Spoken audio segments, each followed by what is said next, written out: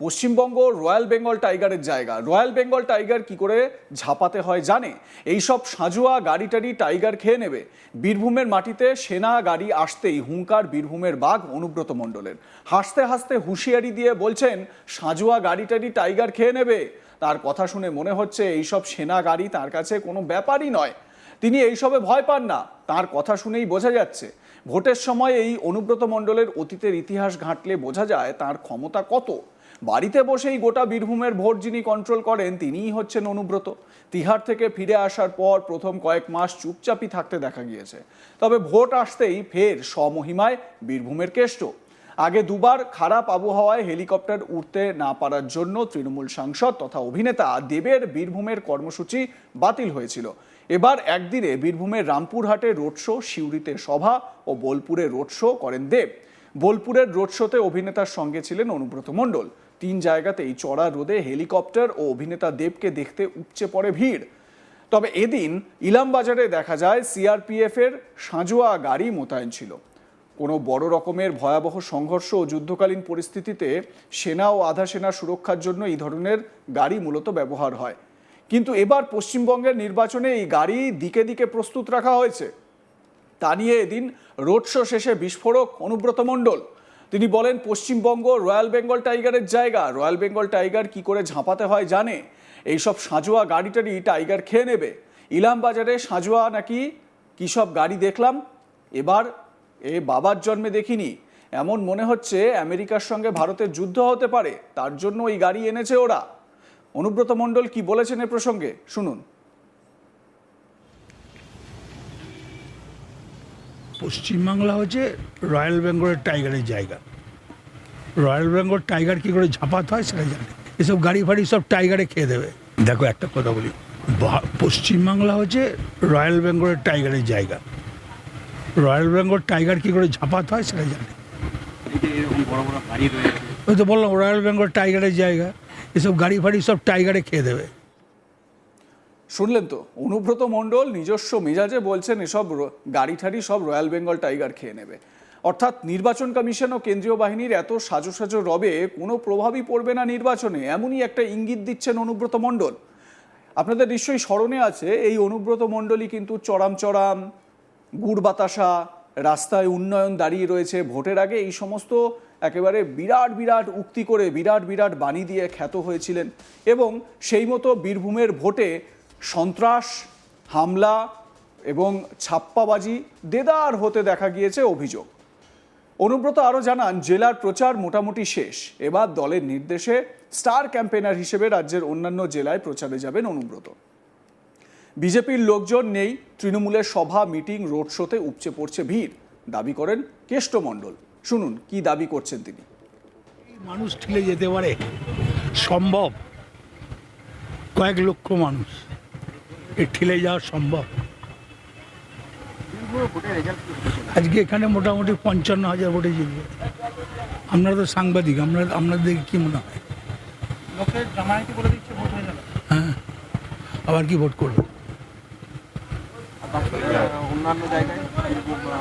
আজকে সিউড়িতে পারুলিয়াতে আমাকে দেব যেটা বললো যে দাদা তোমাকে গিয়েই খোঁজ করলাম, আমি ইলামবাজার ছিলাম, তা বললো ওখানে ফাটাফাটি লোক।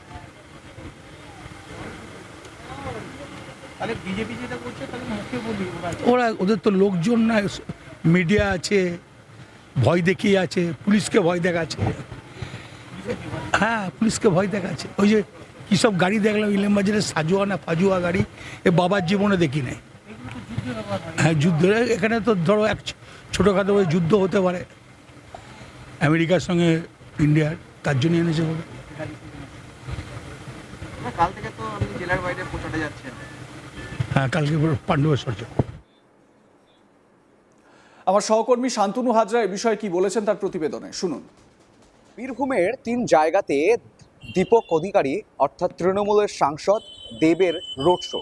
সেই রোড শোয়ে বোলপুরের এক জায়গাতে, বোলপুরের যে ইলামবাজার রয়েছে সেই ইলামবাজারে বীরভূমের দাপুটের তৃণমূল নেতা এবং তৃণমূলের ঘোষিত স্টার ক্যাম্পেনিং করার যে নাম উঠে এসছে সেই নামের তালিকায় নাম রয়েছে অনুব্রত মণ্ডলের। ঠিক এই দেব স্টার এবং অনুব্রত তৃণমূলের তালিকায় স্টার, সেই স্টার, 2 স্টার মিলে যখন বোলপুরের ইলামবাজারে সভা করছে, সেই সভায় দেখতে পাওয়া যায় সিআরপিএফ জওয়ানের সাজোয়া গাড়ি।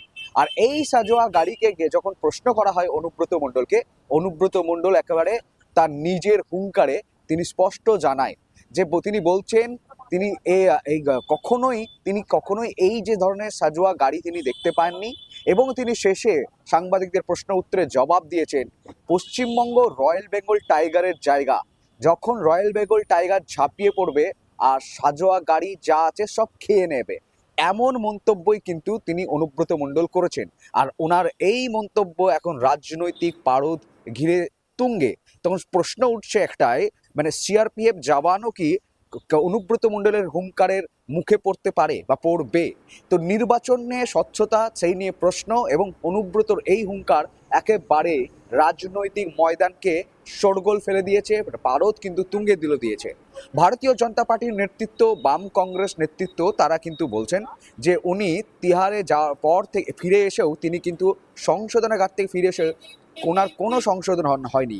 রীতিমতোই তাকে কিন্তু সেই একেবারে পাল্টা নির্বাচন আসলে অনুব্রত মণ্ডলের দাওয়ায় অনুব্রত মণ্ডলকে যেমন দেখা যায় সেই রূপ কিন্তু তিনি ধারণ করেছেন।